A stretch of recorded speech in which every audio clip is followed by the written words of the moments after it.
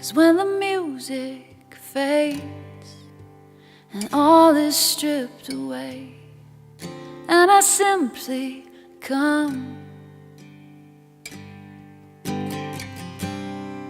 longing just to bring something less of worth that will bless your Happy New Year. heart. Today we celebrate the Feast of the Epiphany. It's January 4th.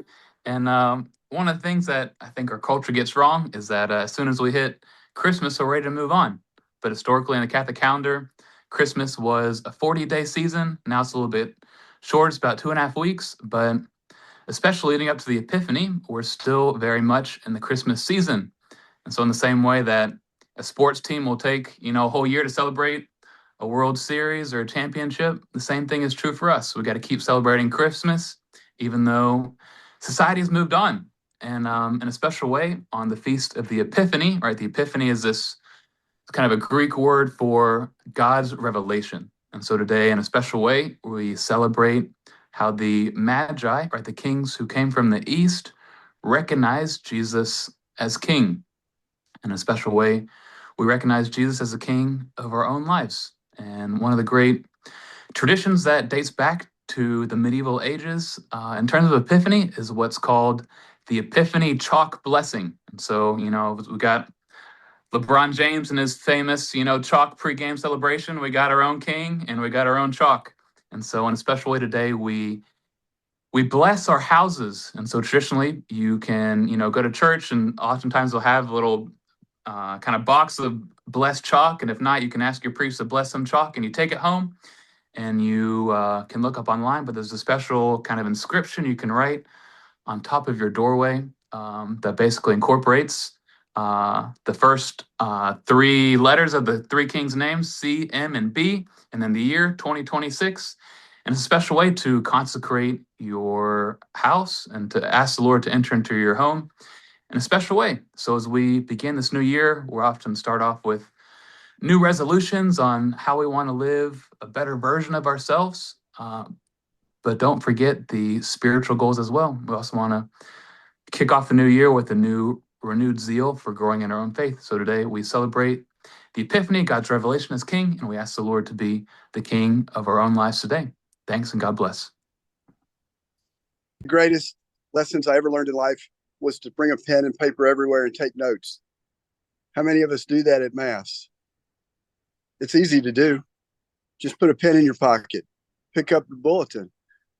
Pick up the bulletin going right into the Mass. Sometimes there's even an insert that talks about the readings in the gospel that day.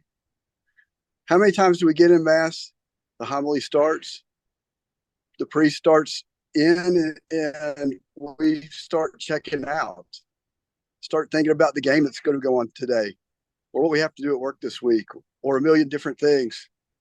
And then Father says, amen. And everybody says amen. And all of a sudden, I don't know. I didn't get anything out of it. You didn't get anything out of it. The lady next to me, she's bouncing her checkbook over there.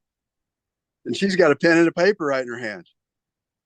One of the greatest things that you can do, I started doing this a few years ago, is taking that pen and paper, whether it be the bulletin or just a piece of paper I had, and writing down just one thought from the homily every day.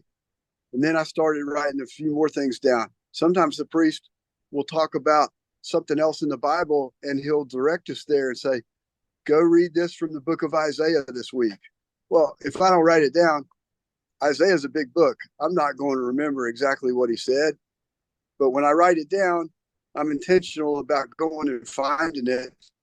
And then it all kind of comes together. The amazing thing about the Catholic faith is the readings make sense when you read them together. They're put together for a reason. And then the homily brings it all together week after week after week. And you can go and hear different different priests from different churches. But every reading in the Mass each week in every church is going to be exactly the same, no matter where you go. So you're going to get fed in such a great way, and it's going to be consistent. I encourage you highly to just take this one little step, put a pen and a paper in your pocket when you go to Mass, and write down something from the homily. It'll change your life.